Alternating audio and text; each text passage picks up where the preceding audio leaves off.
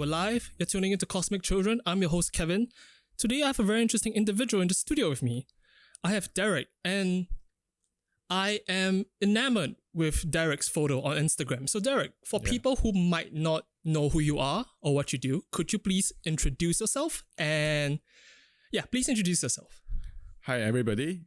Okay, I'm Derek. I'm a chef by profession.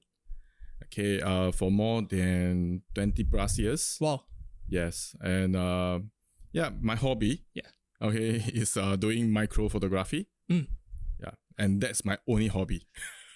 Okay, so I find it very difficult to believe that that's your hobby because when I first saw it, it looked as though it was your profession. So it is quite surprising that you said your profession was a chef. So for those who might not know, okay, I think people will know what photography is. I think that's pretty standard because everybody has a camera phone these days. But could you please explain to the listeners what is microphotography or macro photography? Yeah. Okay, to me, micro photography is you can see a beautiful world, okay, with the support of your equipment. But imagine if you step into the park without these equipments, okay, what you are seeing is only the greeneries. Yes. Yeah. So the flora and the plants and everything. Yeah. So, spiders, insects, they are very tiny. Okay. Yep. So that actually helped me to train myself to be patient, to go through every inch. Like last time in the army, okay, we actually recce through the whole place just to find a subject that our objective is. So this is something that actually can help me to release my stress when I'm off from my work. Yeah. So I'm just curious to know, because in considering your profession as a chef to this, there is a very huge gap. Like I wouldn't make the exact correlation. So could you explain to me, or could you just talk about how you got started in this? How I got started, actually from young, you know, I stay in the kampong. I don't want to reveal my age. You look very young. But when I'm young, I like to go to the forest. Okay, where my kampong is. I like to go and catch dragonfly and tie with a thread, let it fly like a kite. Oh, interesting. Because I don't have the money, okay, or my parents cannot afford me to buy a kite. Yeah. So what I did with my brothers is we use the thread and tie at the tail of the dragonfly and let it fly. I know now we are a bit cruel. Yeah, a bit cruel. But I mean, last time we are young, we are 8, 9 years old. We was don't this know, about 30, 40 years ago? More than that. Many decades. Okay, gotcha. But I mean, this is something that when we grow up, I know that this is wrong, it's cruelty. Okay, but now, that's why I like to step into the forest. I don't call it a jungle. Singapore, we don't have a jungle. We call it a forest. So there is a differentiation between a jungle and a forest. Yeah, I think jungle is more dense than the forest like Singapore, our nature park in Singapore. Yeah. Yeah. So, especially in the night. Yeah. Okay, where there's no hikers, where there's no joggers. I mean, so it's actually when you step in, you can feel the peace of the environment. You can hear the crickets. You can hear all sort of sounds from the insects. Yeah, that actually gives me the peace which I don't have during my work. Oh, because as a chef, Yes. Yeah.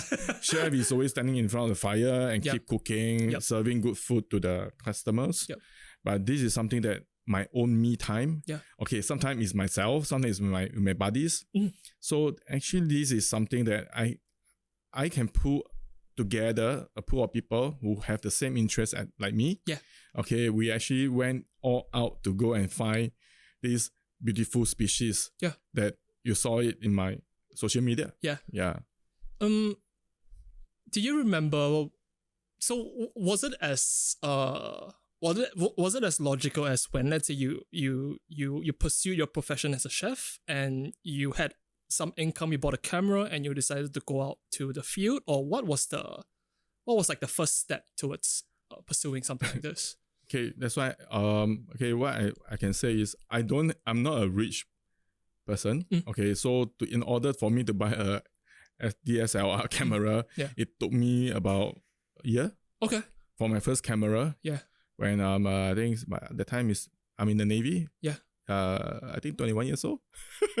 Oh wow! So now it's also decades ago. So when I have a camera, that time is using the film. The film DSLR. DSLR. Okay. By the time I'm not into micro. By the time I'm into anyhow shoot, go to the street and anyhow just click and click and click. Then I mean this hobby. I mean everybody have a different type of hobby. But I can say that why I said just now that why I narrow down, I only have one hobby, that's micro photography. Okay, because I took a lot of different style. I mean street photography, come to landscape, nightscape, everything. Okay. But end of the day, I don't feel that is what I want. The reason is I feel that I don't have that eye to look at this so-called the composition and all these things. So, but yes, people say micro photography is the same. You need to know how to position your insect, but no, to me, because insect move, it's not a dead. They don't listen to you. Listen to me. Sometimes I tell the insect, please don't move. Let me finish the shoot first, then I'll let you go. But sometimes the insect listen to me. But I mean, this is me. That's what I'm thinking, because I love to communicate with them, although I don't even understand what they are trying to speak to me. That is something that I'm enjoying myself in that, in that space where I feel that I'm alone with them. So it actually make me feel that I can achieve something, that what I want to achieve is to achieve something that I can show it to everybody. It's not to show off, but it's to share.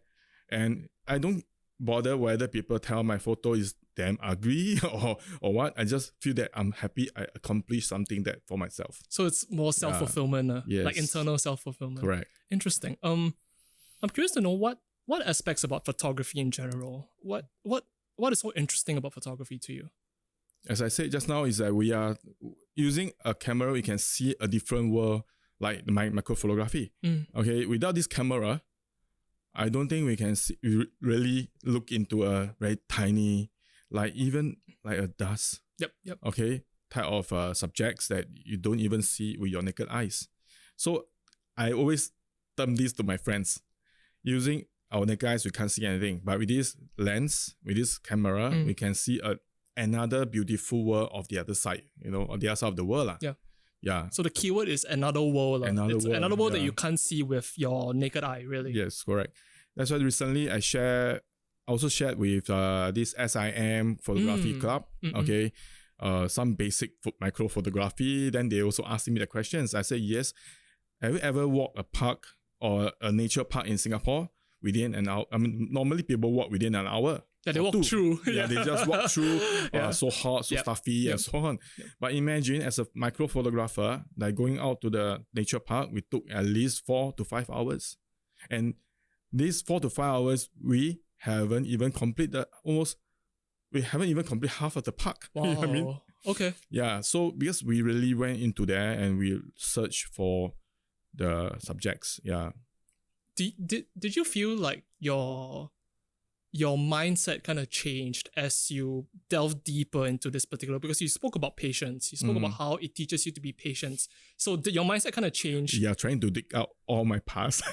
Okay. Is it successful? Okay, something like, when I'm in the Navy, Navy, we are very regimental. Okay. Yes. I'm a very on the ball staff sergeant. Okay. But because I lost my hearing, I left the Navy. So the time is a down time for me in the way that, the salary part, to survive as a family. I have 4 daughters and so on and so on. So, I mean, is something that make me feel, suddenly blank. I don't understand why. Okay. So, yeah. Was it so? It was a very depressing time. Depressing time. Yeah. I sold away the first camera that I bought. Wow. Okay, to somewhere in middle road. Okay. There's something hospital there. Okay. But it's not the human hospital. It's more to a equipment hospital. I sold away my camera. That it's so hard for me to sell away my camera. Yeah. Because end of the day, I need to survive. Yes. Yeah. After many years, my career start to move up, then I start to go into micro. I mean, these are photography again. Yeah, not micro, but photography. Yeah. So there was always, at the back of mind, there was an interest with regards to it. And it has kind of stuck. It seems as though it has kind of stuck with you throughout, even though there were certain parts of your life where you might have to let go of the tool, which is the camera. But at the end of the day, the interest and the idea is still there that you want to do it. Yeah, I mean, the interest start with, mentioned when I'm young, I love to see all this dragonfly flying around, spiders, fighting spiders when you're young, this is our childhood. Okay. Then when I grow older, then I feel that why not we just capture this into photos? Yeah. And, to my surprise, last time when I play with the fighting spiders, I don't know that spiders have so many eyes. so scary. I don't blame you. You can't see it. You can't see it. Yeah. So when I use the micro, then this is something that made me wow. How come got 8 or 6 eyes, 8 legs? Also wow. I mean, this is something that it actually triggered me. Okay. To explore more, even to go in depth with what type of species, what type of gender they are. Yep. Yeah. Yeah. Even I post on social media, people will shoot me down. Hey, this is not this species. This is why this. Okay, but to me, I don't blame anybody because I'm learning. Yep. Yeah. This brings me to the next level where my Instagram post, I'm so happy that this is really organic. Yeah. That I have followers around the world. Yep. Yeah, they will give me comments. I'll give them their comments. Some they ask me, okay, this species from their country, Singapore, we don't have this species, but they ask me, this species, can you give me the ID? Yep. I say, sorry, I can't because I'm not staying in your country. But it's all people of the same interest. Yeah, all the same interest. You all can change ideas. Yes. I think that's wonderful. Yeah, that's why we built a group in Singapore. Yeah. We have this micro kakis SG. Fantastic. Yeah. So recently we just set up another Facebook page. Yeah. And within a month we have about 130 followers. Yeah. Yeah. Everybody's sharing the same interest, with sharing our knowledge and experience. Yeah. I'm curious to know, do you remember the first time you took a micro photography picture? Do you remember Yes. what year was that? 2.5 years back. Yeah. Okay, about 2.5 years back. That time, I don't know what type of equipment I need for micro. I just went to buy a camera. Okay. I mean, we're using my camera with the micro lens that I just bought with the micro lens. Yeah. I don't know I need a diffuser. I don't know I need a flash. So I just went and shoot. Yeah, this is micro, but it's just a subject that, the butterfly. So without seeing the details. Solo into the trail and... Yes. Yeah, but I always remember that we have a lot of protected area in the nature park, so we're not allowed to step in. Yeah, it's breaking we break the laws of that. If we step in, we get fined. All these things. Yeah, but I mean, I encourage just go to more to at night. If at night, you just need to go into a place that is well lit up lah. Yeah, so it's not totally darkness. Yeah, if you're alone. Yeah. Would that be detrimental if there is synthetic lights there? Would it scare away the different critters and stuff? Actually, I think in Singapore context, the environment here is like that. So if the spiders and the bugs don't want to stay there, I don't know where they're going to stay. Okay. Yeah. Okay. Sometimes I will say to my friends that, why you can't, he's asking why we can't find any subjects. And I say, maybe they are seeing us, they are laughing at us. Yeah, because perhaps, we can't see them, but they can see us. Yeah. I mean. So what was the first insect that you took a picture of? What type of insects? Yes. Actually, it's a moth. Okay. Yeah, a moth. Was it like was it in the nature trail, or was it interior, or where was it? It is just outside my corridor. Okay. Okay. Yeah, that's the first time I saw the details of the moth. Yeah. Then I say, wow, they're so beautiful. Yep. Yeah, when I say beautiful about subjects and species, a lot of people who are not into micro, they'll tell you, no, it's so scary. If I see them, I'll kill them. You know what I mean? Yeah. So for me, I would like to educate them. Okay, I will share with them. So a few of them actually joined me for micro. Now it's in my group. Oh, interesting. So you converted them. Yeah. Interesting, because I had a guest before on this podcast. He is part of the Herpetological Society in Singapore with regards specifically to snakes, amphibians, and he mentioned about the lack of respect or even the fear that people would have because of snakes. Like, let's say you encounter one in the sewer, you will have a very visceral reaction. I think the same thing can be said for insects as well, because people will regard them as pests. Like, let's say you're in the HDB, a moth flies in, you either want to kill it, you want to shoo it away. Has that always been your thoughts about it, or have you always been very ambivalent about it? You're just fine with it and you want to explore more? More. For you, the questions you're asking is, I'm not the type of person who will kill all these subjects because they are living things. Okay, if they flew into my house, there's a period of time, there's a lot of bees that flew into my house, and I'm staying at level 16th floor. Oh Jesus! Okay. Pongo in front of my house is the nature, the natural ground. Yep. So my family, especially my daughters, they would just scream, bee, close the window, all these things. Yeah. But to me, I just get a container, I just get it and I let it go to out of my house. Yeah. So yes, I mean, a lot of people thought that, spiders is pests. Yeah.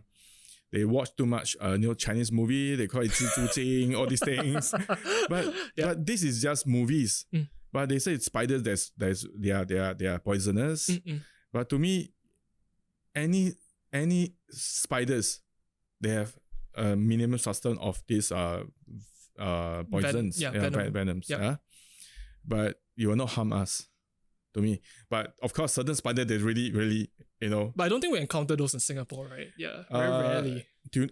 For so many years here, I'm for these almost 3 years, I don't see there's a spider that really hurt me until I need to admit to hospital.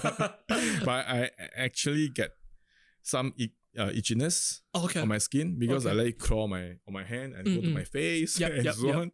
But yes, but the law in Singapore is we are not allowed to handle this wildlife because it's a wildlife act thing. Yeah. So shoot nature, we shoot from the position where the subject is. We don't bring it, somewhere else. Because it's something like I bring the kids out of the house and I bring them to Tampines. I leave them there, I just walk away. It's very analogy, wrong. Yeah. So when you and your friends or you alone, when you go on your shoot, you treat the animals or the insects really with respect. Really. Yeah, respect. Yeah.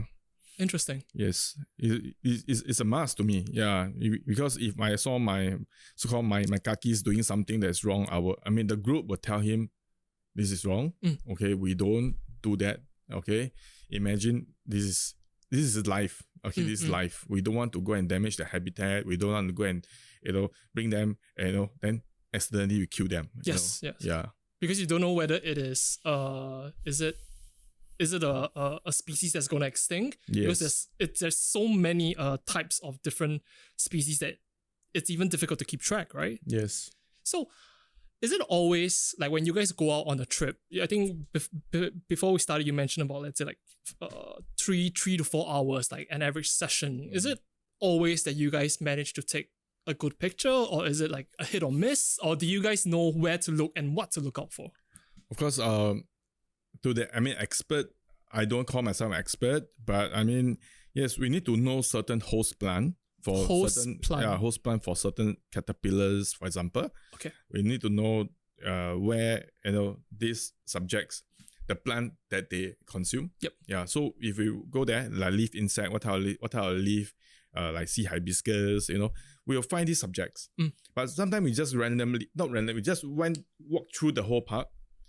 If you are relaxed, okay, you just walk through the path, you can see subjects actually everywhere. You can see whether it's common subjects or it's a rare subjects. Yeah. That's a very zen way of looking at things. If you relax, then you can see. But relax, because if you are stressed, I tell you, you will not find. To me, if I'm stressed, I will not find any subjects. I can walk through the whole dairy farm, I can't even find one subject.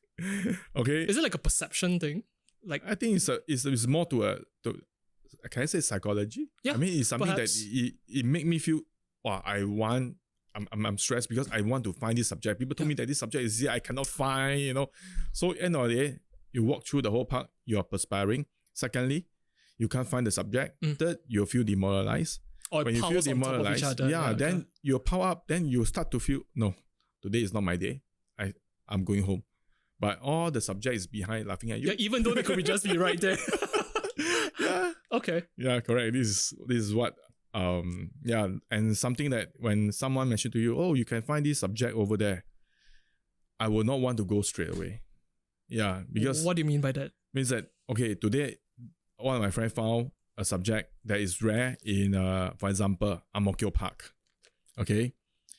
If my motive is to just to go and find the subject, I will not find the subject. Okay. Okay. I means that when I look around Ang Mo Kio Park, the whole park, I will not find the subject. So if I go there with a so-called open heart, okay, I'm not here to find the subject, I will find it. Oh, that's interesting. That is something that I feel that is very interesting. Yeah. So what you just mentioned is, if you go to a specific place just to find that one specific thing, chances are you will not find it. Yes. But if you're going to the place, you're just open to exploring, really. Yeah. You might find more things that you anticipated. Than that, yes. Interesting. But I think my question, at least from my perspective, is how, apart from knowing the plants that they usually go to and stuff like that, what other skills or tips do you have? Because these are the things that you can't see. Mm-hmm. Like do you have to memorize certain things about certain, let's say, like a beetle or like a caterpillar? Do you have to memorize certain attributes or they like to go here, they like to be on this particular ground, stuff like that? Yeah, I mean, we find this caterpillar at this so-called this host plant. Yep. Okay. The same host plant, you can see this species. So we will know, because after a few rounds, it's always there. Yeah, it's always maybe it might not be the same caterpillar. Yeah, who knows? Yeah. Caterpillar, they will pupate, then they will be eclose, become a butterfly or moth. Yep. So yes, I mean, it's like this host plant will host certain species we need to know. Yeah. And also in the like block area, what you will see, So roughly we know where to find subjects. But sometimes you see, wow, there's a rare species, like, last year I found these ladybugs. Okay. Mimic spider. It looked like a ladybugs, but it's a spider. Okay. And it's orange in color, yellow in color, and there's 3 different colors. Yeah. Okay. So, and this is a very hard to come across one. Yeah. Okay. Yeah. So I went to that park. For many times, just to find the subject. But in the end, I can't find. Okay. So I told myself, never mind. One day I just pass by. If I can find, I find. If cannot, it's okay. Yep. But I found the first. Okay, of course, other people, other microphotographers, they have took many of these photos already. Yep. But to me, it's my achievement. Yeah, it's a personal achievement. Yeah. Then they found the red, they found the orange, and they found the yellow. Wow. Yeah. So, but I only have the orange. Yeah. so I'm fine. I'm curious to know, because you do not have a background in entomology with regards to all these specific things. So let's say when you take the picture, what will come next? What's the next step for you? Is it identifying the genus and the family and all those things? Yes, I mean, of course, as I said, it's a hobby. So, but I want to, if I want to know that subject in depth, I will go to some reference book. Like we have a very good reference book by Nikki Bay. Okay, and Joseph Koh. Okay, they talk about spiders. So I will go. I have the books, so I do as a reference check on what type of species it is. If I cannot find the book, then I'll go online. Then I'll share the photos with inside my species, .sg. Yep. So maybe the all those photographers around the world, they know this is the subjects. Yeah. So we'll share the information.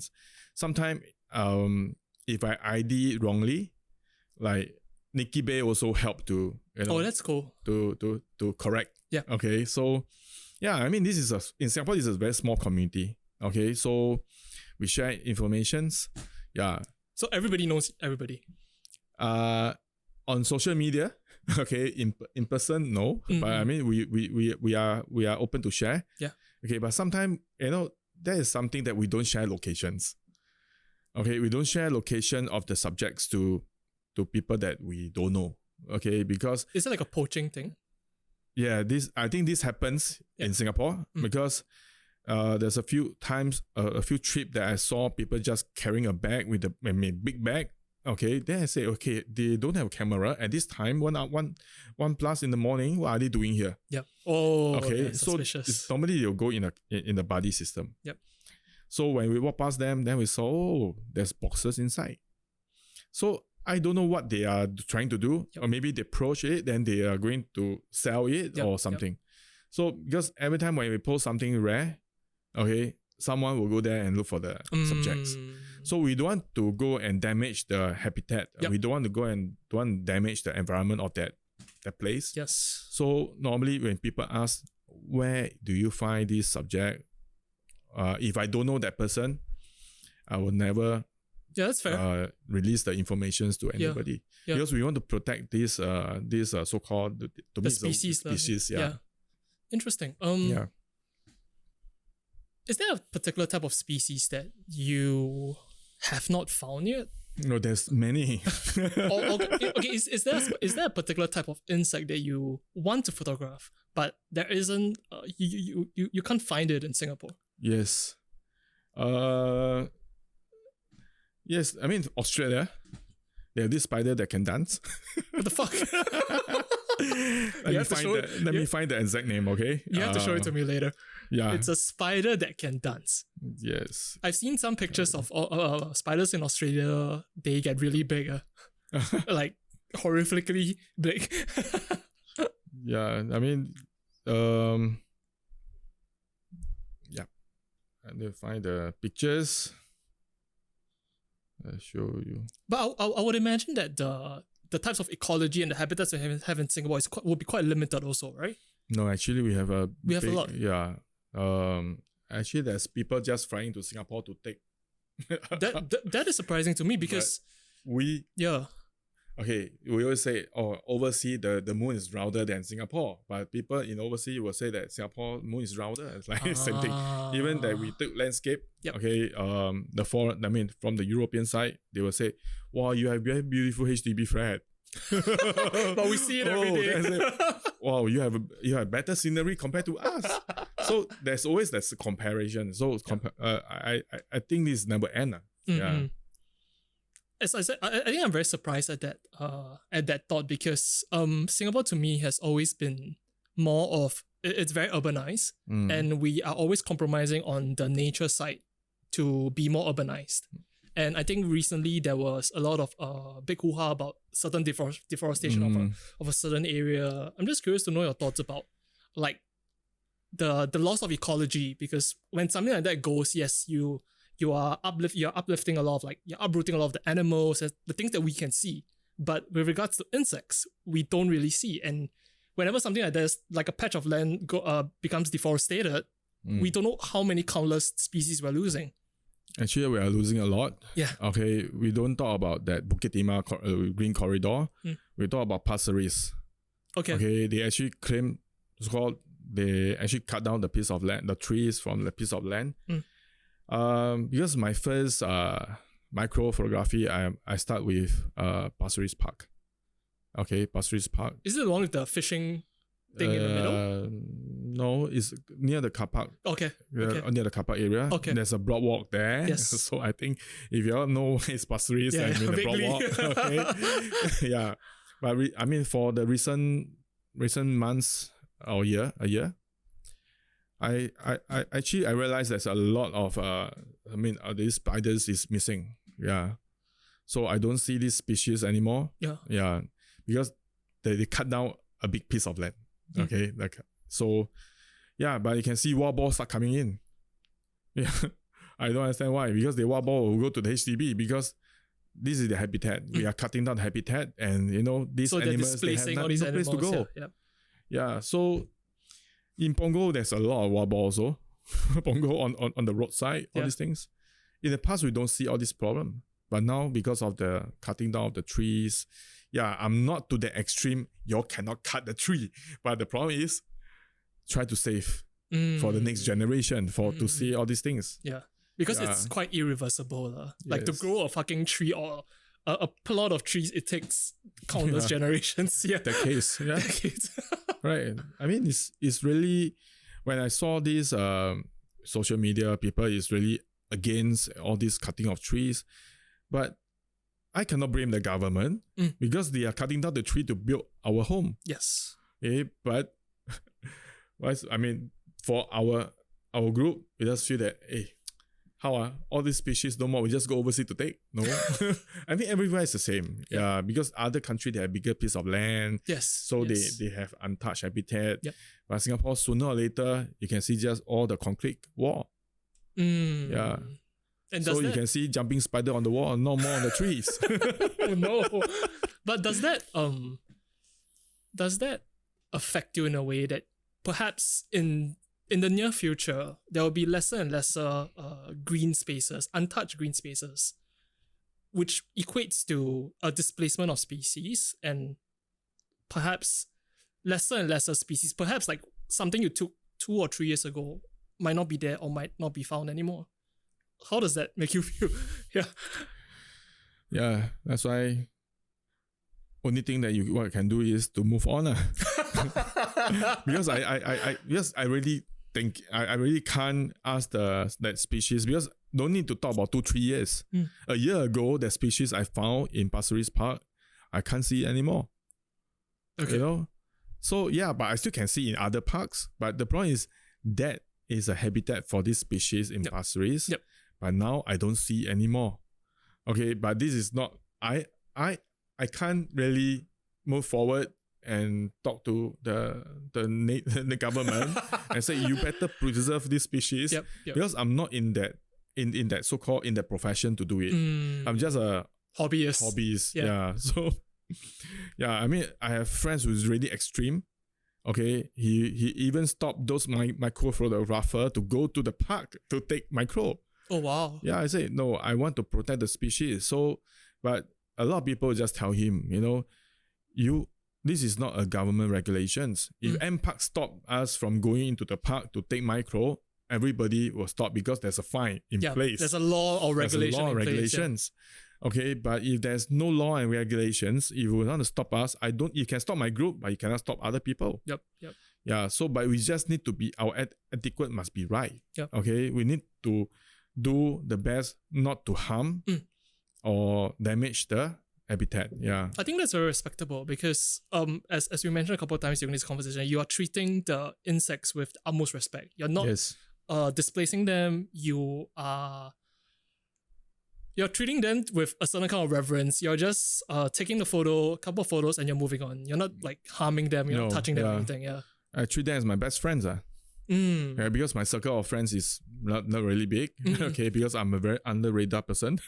So yeah, I treat this my micro group that's really close. There's only 5 to 6 on my friends that we are going out together. Yep. Yeah, we also share with the youngsters. I mean, the teenager that people who are interested. They found us on social media and say, can I join you all for the social for this micro? Then our group start to become bigger and bigger. Yeah, that's without knowing it. Yeah. So they will reach out to you on social media and ask, hey, can we talk? Can I tag along? That's cool. Yeah, so the last trip I organized for them is just like a month or 2 ago. Yeah. To Pulau Ubin.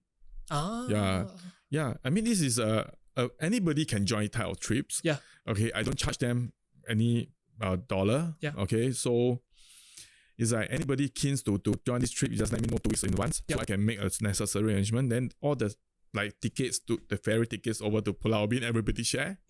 So yeah, I mean, even I'm a chef. I cook for everybody. Oh, you're super casual about this. So we are just trying to make this this hobby and no more friends than alone, because I know alone going to the park, yes, it's nice, but I feel that if you go with a group, okay, not more than 8 or more than 5, it's actually we can share our this knowledge and experience. Yep. Yeah. Actually, I gain a lot from all these things through friends, through this group of people. Yeah, something that I know, something that they don't know, that we share until everybody get the same level of understanding. Yeah. Yeah. So these you mentioned just now about being engaged to teach. Could you speak more about that? What was that about? Teaching microphotography. Yeah. Okay. I don't want to put it as a teach, but we share our knowledge. Okay. My knowledge is what I'm doing during my micro trip. Yeah. Okay. Might be different from others. Definitely. Yeah. So even my diffuser, this diffuser is made by our own friends. Okay, it's not that we buy from someone. But end of the day, look at the diffuser, there's no trademark. Everybody is just copying here and copying there. So see who is the one is better. Yep. Yeah, we also buy diffuser from overseas, from Australia, just to do R&D. Okay. Interesting. Yeah. R&D, okay, because how come this diffuser costs so much? Okay, 140 Aussie dollar, but it's so simple. Okay, just 3 pieces of cloth. Not cloth, just 3 of plastic. Yeah. And how come it costs so expensive? So we take the design, we rework on our design, then we sell the cheapest diffuser in Singapore. That is cool. Interesting. Okay, our diffuser that we made is only like we're selling at only $75. You go online, you will not find this price. Okay, for sure. Yeah. Okay, normally the diffuser costs about, talking about Malaysian ringgit, you're talking about, there's a few very popular one. It's about $130, $140 thing. Oh, wow. Yeah. Australian one, the guy who sold that diffuser, it's a very good diffuser, but it costs a bit more premium. 140 Aussie dollar. So, so if I have a friend who actually started this micro together with me, okay, but he's now back in India. Yep. I'm very sad that he cannot return because of the COVID issues. In due time, hopefully. Hope so. But because his permit is ending soon. So just pray for him to make sure that he can come back to Singapore. So we started this micro together. Okay. At first I'm alone, then I found him online, then we start to chat, cool. start to make friends. Cool. Then you say that, a lot of people are so racist in Singapore. I say, what do you mean by that?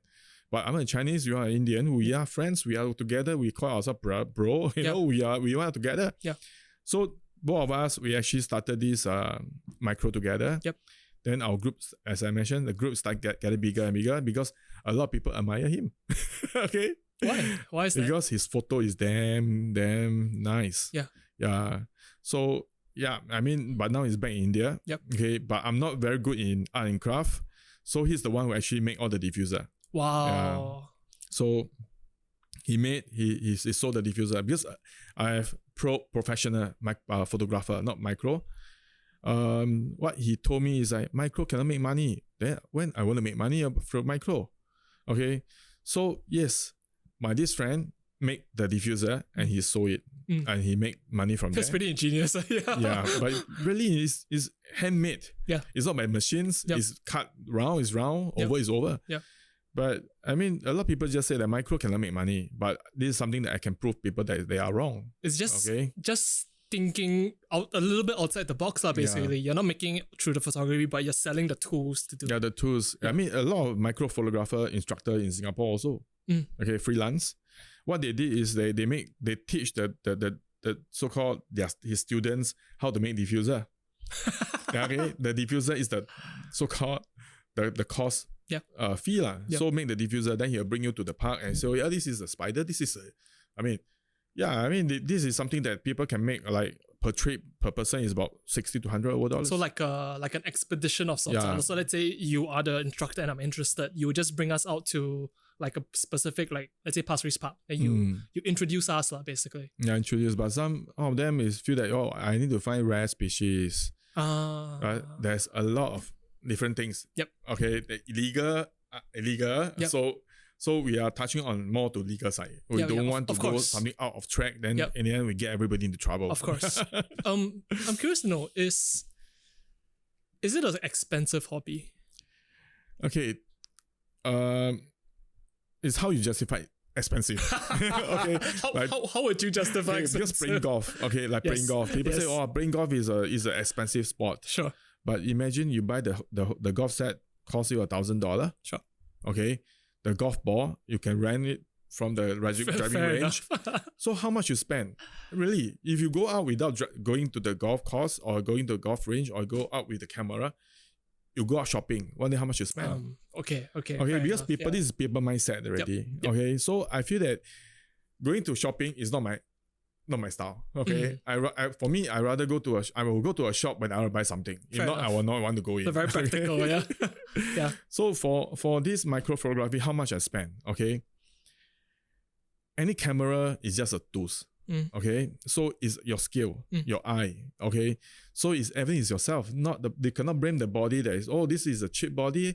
You cannot take nice picture. Yeah. Even you use a normal handphone, but it's not that sharp lah. But if you're talking about micro, you just a simple micro lens at the camera body. I think less than 1,000 you can get. I know, and you can last you for so long. Yep. Yeah, you don't need to go and buy. Last time, it's digital. Yeah. Last time you need to buy the. It's so difficult. Oh my god. Yeah. But now it's like we just click download. And you can see also SD card. Yep. Then we go and download to the computer. That's it. Yep. It's just, I think the most of the time you are spending is that value of the money lah. Because, but to me is my free time is to do editing. Yeah, or go out to shoot. Yeah. That's my life lah with this hobby. Yeah. So I'm just curious to know. So photos, sometimes you edit them as well. How do you feel when you're viewing or even editing the photos post shoot? Like you're looking at the whatever you have taken, and how do you feel when you look at these pictures? How I look at this, I mean, can you tell me more? Because these are not traditional. These are not let's say these are not portraits. It's not landscape. Whatever you're looking at. Sometimes when I look at the micro photography that you have done, or a couple of the pages I follow, they look almost alien-like to me, and I find it to be quite amazing because, as what you touched on before, if there aren't people like you taking these photos, we will miss them. We will not see them ever. If there aren't people who really have a vested interest in preserving these things, breeding these things so that there's more of it, or taking photos of it, videos of it even, these are the things that we can miss. So I'm just curious to know, when after you have spent the whole night taking the photos, after that, when you're editing it, before you publish it or anything, how does it make you feel? And has that experience changed along the way of your journey in photography? Yeah, I mean, it's always before editing, the editing to me is just to bring up the colors. Yeah. But sometimes we over edit it. What do you mean by that? Over edited it. Then the spiders really, like what you mentioned, is like aliens. Yeah. It don't look like a spider, it look like something else. So how the colors become so for example, a green spider become a purple spider. So something is, I mean, end of the day is up to individual preference. Yep. I cannot say that, I want my spider to be green, I must be green, So, yeah, I hope I answered these questions. But just that, I mean, editing just to highlight, bring up the colors, that's it. Yeah. If you can make it look real on the pictures, on the photos, you are at a level. Yeah. So we have seen a lot of very good micro photographer. Look at their pictures. They are so real, and they thought that, hey, this is without editing, Yeah. How do you define a good micro photographer? Like what do you look out for when you see other pictures? I think for me, it's not about skills anymore. It's about the ethic. Ethics? Could you explain a little bit more? Because there's a micro called extreme micro photography. No. They really kill the insect. Wait, what? And they pin on the for example, a frog falling on the tree. I mean on the branches. The position is impossible for the frog to hold. Okay, they'll do something. They pin the frog. This thing. Yeah. The web. Yep. Onto the. Or like the branch or something. Yes. And it looks so. So you're saying that particular pose of a frog clinging onto a branch is very unnatural for the frog. Yes, but to those people who don't know this type of photography, they feel that, wow, so beautiful. Okay, but to us, we know that insect that is dead, people do use it for extreme micro on the eyes, on the body. Yeah. Oh, that's a thing. Is that particularly illegal or anything, or is that just a certain niche of photography? There's a lot of loophole. There's a lot of gray area. I can say I found this dead insect on the floor, so I just take it and just shoot it. There's nothing wrong. Okay, but if you go and catch an insect that is alive and you just spin it, and this is wrong. This is against the law. Okay. But who knows? These insects, they're so small. So that's why for my group, we are trying to educate people. People say, I see cockroach, I'll kill them. Because in the forest, there's forest cockroaches. Interesting. Yeah, so I have a few pictures on my Instagram also. Yeah. So yeah, people say, people give comments, if I see this, I'm going to kill it. That is something that is very wrong to me. Yeah. Yeah, if you don't like it, you will not step into the forest and look for it. Correct? Yeah. That's why these people thinking. The mindset. The mindset is very wrong. Yeah. But I told them, if you want to join me, you just join me one time. I believe you'll love what is this sort of you'll love this sort of subjects. You'll start to love spiders, you'll start to not to kill them, You just need to follow me throughout 5 hours. but nobody is it wants usually to do it. like a so an average trip that you go out on, or an expedition you go out on, is about 5 hours, 4 hours? Okay, for a day micro, it took me about 3 hours, 4 hours. Okay, for a night micro, because I can't 90% darkness. No, what's the other 10%? 10% moon. Oh my god. Some dim light in the park, Yeah. So yeah, that one, it took about 5 hours. Somewhere we are there inside there for 6 hours. Do you have to bash through the dense shrubbery? Okay, this is okay, to enter that path is wrong. Okay, that is because it's a protected area. Yep. So normally we'll walk on the path or the block walk. Okay. Yeah. But a lot of better subjects that I heard from someone is all inside there. Unfortunately. Yeah. So, but my group will not want to break the rules or the law by the government. Yeah. So we just keep on the track because the safety is a concern also. Yes. Because we don't know what is on the floor. And there could be snakes as well, right? Yeah, could be snakes. Yeah. We have scorpions. I have scorpions. Scorpion without the UV light, I don't know where the scorpions. Yep. So you get bitten. That's why we normally go micro. My advice is to go by buddy system. If you go alone, you better walk on the path, not onto the vegetations. Yeah. Because you get bitten, you get poisoned, then you don't know, because nobody will be there to help you. Yeah. Yeah. But I can imagine it is already very difficult to spot these insects in the day. But what about the night? How do you see? Nighttime, normally we will be using very powerful torchlight. Okay, but not shining everywhere, want to bright up the whole forest. It's a point contact. It means that we point onto the plant that we want to find. Okay, only that area. Okay, we don't shine for our 2 meter away, 3 meters away. Yep. We go to the spot, we just use our torchlight to the medium power. To search for. So like a signal like this area, then your search. Correct. Okay. But we'll split out. Means that left and right, we have 2 on the left and 2 on the right. We'll scroll down the whole area. Yeah. So is it so let's say if you go on an expedition with your friends to let's say to do night photography, is it like a team effort to, at the end of the shoot or at the end of the expedition, you'll see what y'all can get, or is it more like a solo thing to like, I want to achieve a certain something? Like how is it like? Okay, normally a group, we with my friends, we will share our finding. Yeah, we don't. Okay, you go on your left, I go on my right. So it's your problem. You find it's your pasar. I don't care. I don't want to share with you. I find something I also don't want to tell you. Not so petty, yeah. Okay, because that's cool. This is the bonding that we have together. Yeah. These are the basic things that we are out for. Okay, we don't say that we keep the subject and shoot ourselves without sharing it with others. Yeah, of course, those who never join the trip, I'm sorry. You go back and find yourself. Fair enough. Yeah. Is it always from your experience, is it always a different feel to it? Like, is it always a different experience when you enter this, then you enter it again, I don't know, a couple of weeks after? Is it always different? Yeah, if I'm talking about Park A, yeah. Okay, 1 month later, if I go back again, there's still the species is the same. Like same place. Same place, but we need to, we just want to see whether is there any other new subjects. Sometimes you can see there's a repeats of my photos, but different posts, okay, for the same subjects.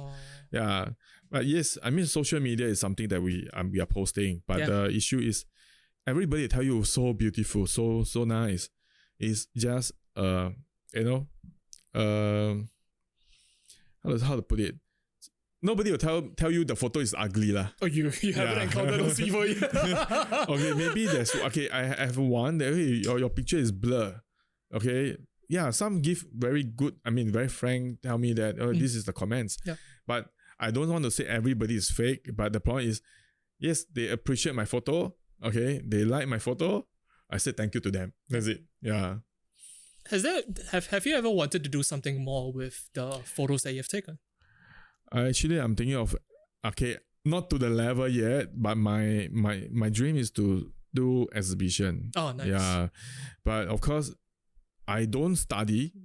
I don't have the qualifications to go into the course that I like. What course? I don't have O level. Okay. Okay, be very frank. I don't have O level. Okay. I only have an NTC3. Don't know what's that. NTC3 is the National Trade Certificate, ITE, Okay. ITE schools, Okay. So it's more to handiwork, thing like motor vehicle mechanic, all these things. So actually I want to study insects. But the point is I don't have the qualification to go into that course. Is it too late to... Too late. I'm 46 years old. I couldn't tell. I don't have the O level. I don't have all these things. So now I'm taking diploma, but in another part of like soft skills. Yeah. Leadership and management. So are you able to, I'm just curious to know, are you able to link up with the museums in Singapore to work out like something, like a relationship? I don't know whether is it because of my self-confidence. Yeah. Because as I say, there's so many beautiful photos outside. Okay. There's so many people, there's so many, yes, I mentioned the community is small, but the point is that there's so many people with nice, better photo than mine. Okay. So I'm so happy that you all invited me to come here to share my experience. Yeah. Yeah, but yeah, I mean, of course, a small one in the community center, I'm happy. I don't want to aim so high, but in the end, I don't reach that level. Okay, you know what I mean? Okay. Yeah, but now I share with all my friends and all my social media friends. I mean, we have we communicate almost every day because I'm very active on social media. So yeah, I mean, we share even Australia. I met a few of them. Yeah. Okay, now COVID, we cannot travel. But so when you can travel. When we can travel, I'll visit him, he will visit me. Then we'll go and find for the subject I need. The so-called, that's why I mentioned the dancing spider. Is the peacock spider. So that's something that on your mind you want to take a photo of. Correct. Okay. Yeah, it's very, very Have you encountered so from my experience doing this podcast and talking with people with some knowledge in the insect entomology thing, have you ever encountered a new species? Currently no. Okay. But I have friends who actually found something. Is that like is there any sort of like a holy grail for you that perhaps in the near future you would like to shoot something that hasn't been shot before? Yeah, this is actually every micro photographer, dreams. Yeah. Okay. So, of course, when you come to the stage of so-called experience in going out to the field, but sometimes you look at the subject, it's all the same subjects. Then a lot of the newcomers, I mean the inexperienced photographer who join me and my friends. Yeah. Hey, Derek, you want this subject? Very cute. I look at it. Oh, okay, very good. You can take it. I don't want. Then why you don't want? I have many of these photos ready. Yeah. This is what happens. Yeah. So you see, we are because Singapore parks for only certain parks that open 24 hours. Okay. Fair enough. Okay. Yeah. So there's only the certain parks that we can go. So end of the day, you are going round and round and round. But you ask me whether I feel tired of going there? No. Because every time, whether the same spider, but you can see in a different pose. Yeah. I'm happy. Yeah. Big or small or, some with loss of the legs, So, I mean, this is the nature lah. Normal, normal, because they may have a fight somewhere. Yeah. So with the egg sac, all these things. Yeah. So it's something that is very different lah from in our human world lah. We don't see all these things. Yeah. I'm honestly quite surprised that you have only been doing this for 2.5 years. Really into it is 2.5 years, but really anyhow shoot is more than 2.5 years lah. Very interesting. But because in the past nobody want to share. Okay, someone who introduced me with this for micro photography, he bring me out only twice Okay. So then the rest of the time I explore myself, I learn myself, I went online to read up, So now I don't want to say that he is selfish, but I mean, he lead me into this. So he brought you in, basically. He brought me in. I should be grateful to him that I found a new love. Okay. Of that is micro photography. So you mentioned about how there are a limited number of parks in Singapore, and perhaps some of the times the type of subjects that you take are similar or always the same. So what continues to inspire you to want to go out? You say 2 to 3 times a week to these limited number of parks, which it's always the same. What inspires you to continue to go out and to do it? For me, I never feel tired of seeing the same species. The same subject I found. Yes, some is too common, okay, but I still bring a group of people who don't know this subject to go and visit them. To me, I call it visit. I told my friends also, I bring it to visit them. Like zoo. So they are happy when I see their face. I know they are happy to find these subjects. I'm happy. Okay. As I said just now, I also don't mind the spider pose in a different way. I mean, sometimes the leaf this way, left or right, just stick, or even on the stick. So there's a lot of etiquette to look at lah. But I mean, if you want to touch more, there's a lot of things that coming to surface. Like, wow, this is wrong, that's wrong. So to me, I told the so-called my friend who following me, just don't go and harm that subject. If it happens to fall on your hand, what you need to do? After you take already, please put it back to the same location. But some of the professional or some of the micro photographer don't agree with what I say. Okay, you shouldn't be touching the subject. You shouldn't be, all these things. But to me, if one thing is like when we're shooting, the spider jump. How? Onto my camera. Should I don't touch it? Or should I leave my camera with the habitat? Then I go home. I don't. You get what I mean? Yeah. Just that we don't go and, kill it. Yes. We just scoop it up and put it back to the plant. That's it. Yeah. Don't tell me that when the spider touched my hand. Later this spider got poison. No. Right. So this is what I told the followers. My friends that are following us. So I'm curious to know, what do we not see in your photos? What I mean by that is what goes on behind the scenes. So let's say when someone goes onto your Instagram, they see the really, really gorgeous photo. What goes on behind? What is the prep like for that? What do we not see? Actually, there's nothing. It's only the raw photo. Really? Is it really that straightforward? I would imagine that there is a lot of things that you have to, because as I say, these subjects, they do what they want. They are not cognizant of whatever we want. So it's very difficult to pose them a certain way. So I would imagine that it is a lot more difficult to capture the photos that you have captured. Everything is about opportunity. The opportunity, when the opportunity come, the spider is looking at you. Is how fast you actually click on it. Okay. If you are talking about those, we can adjust the leg and adjust the head. All these things, it's really, I can say it's more to, already this species is already gone already. Okay, how can you move the leg and the so-called the head? Yeah. So why just now I mentioned there's nothing that I need to prep. I just bring my camera, my diffuser, my flash. Just enter the so-called the park and just keep shooting. That's it. I can shoot about 100 over pictures, but when I check on my photos, There's only 10% that is really working. I mean, it's really nice for me to edit. Yeah. Fair enough. Yeah. Interesting. And what are the sort of tools that you have found yourself using or consistently using again and again? Tools, okay, the setup is already there already, like the diffuser, the flash, the camera system, the body, and the lens.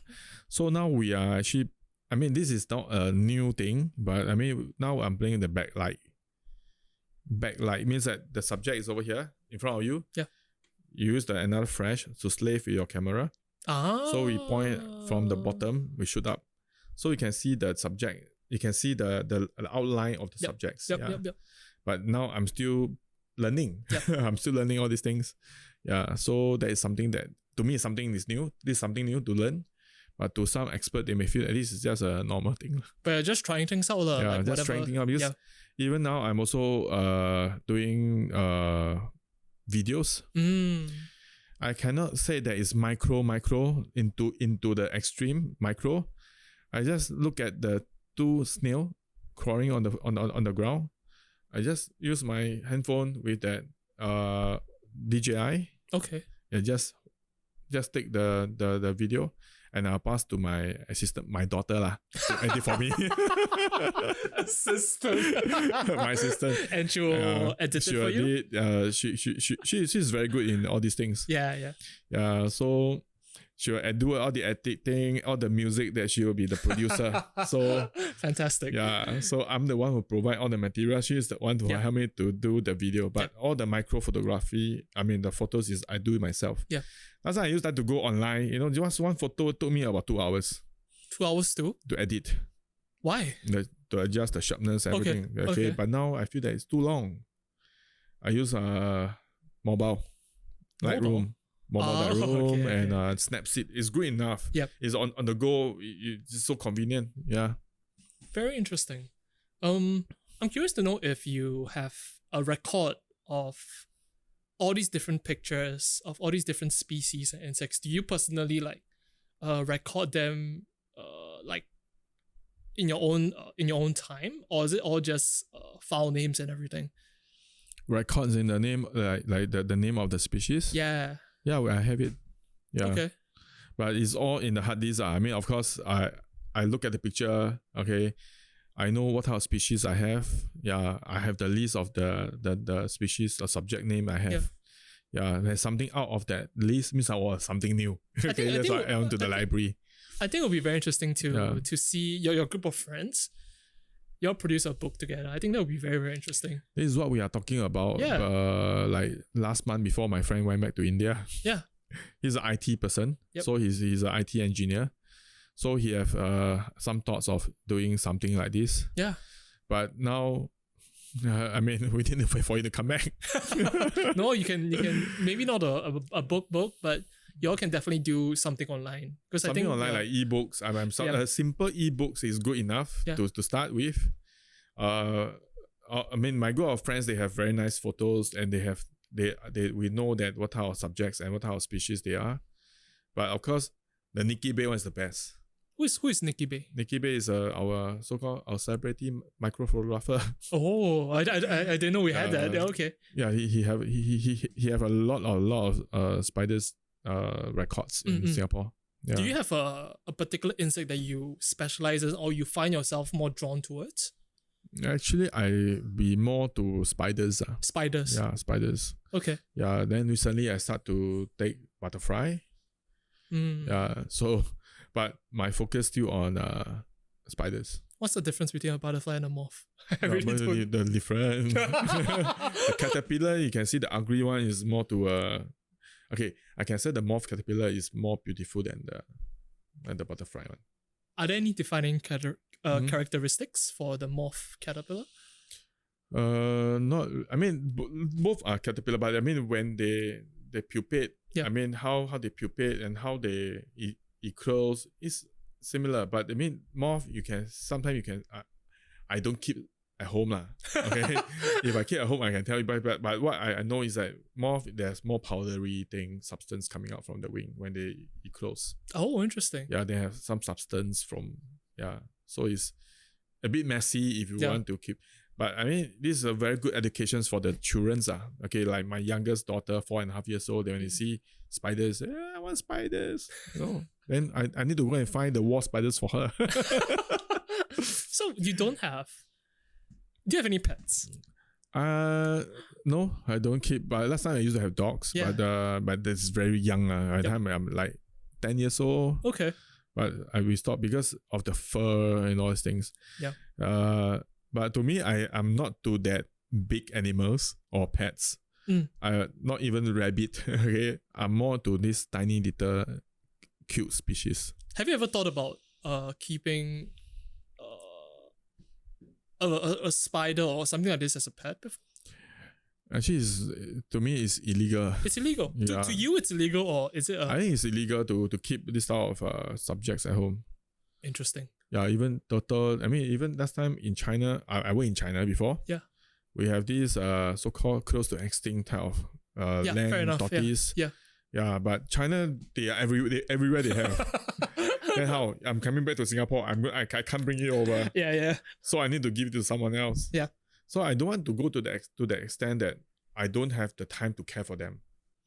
Okay, even keeping a spider, even a wall spider in my house, even I put in a box, I need to feed them.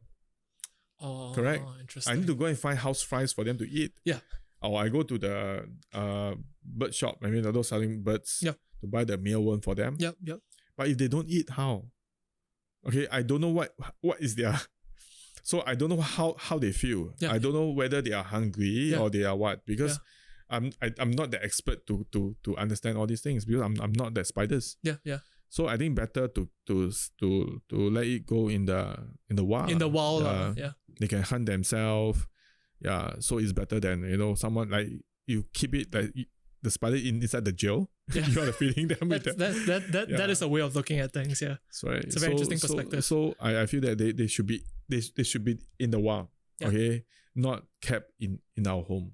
Interesting. Yeah. Do you foresee yourself moving on from this particular niche in microphotography to do, let's say, to take birds, for example? Do you foresee yourself moving towards that direction?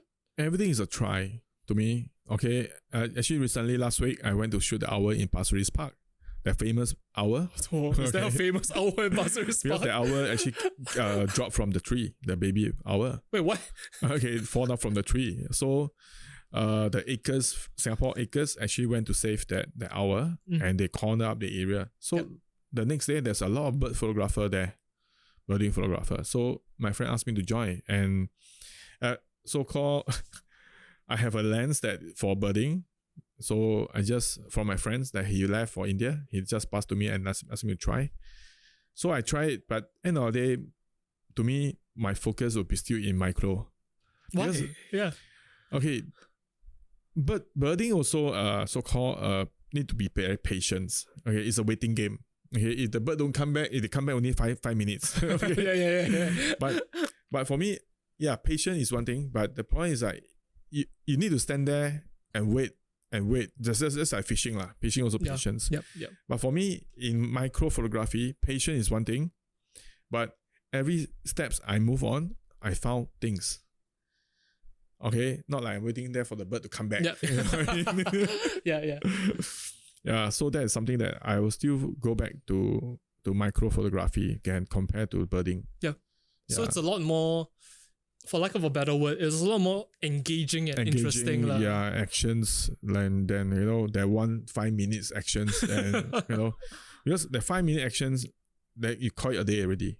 Oh. Yeah, if you wait there for even 4 or 5 hours, if the bird don't come back, if the bird come back, go and feed that baby bird, okay, so the chick. Yeah. So that 5 minute, the bird left. Yeah. That's all. You will not see. I didn't know that. Okay. But if I go for micro, okay, as I mentioned, every step I move on, I can see subjects. There's more engaging and more actions that I can have. Yeah. Compared to birding. Yep. But I'm not saying birding is no good. Okay? Of course. But everybody got their interest. It's to each their own ultimately. Correct. Interesting. So going back to your profession, how does cooking factor into all this? Like how do you view cooking as, what do you view cooking as? Because cooking is different things to different people. So what is cooking to you? Cooking to me, okay. First thing I love to eat. Like everybody say that I love to eat. Okay, I start very young. I start in the kitchen very young when I'm 15, 16 years old. Yeah. So at the age of 13, the first time I handle a pan is in my house. Okay. So I do some fried carrot cake that my sibling, everybody is fighting for it. So I said, wow, I can cook. So that moment I start to think, I want to be a chef. Yeah. So that's actually bring me to the first restaurants in the Korean restaurants before I joined the Navy.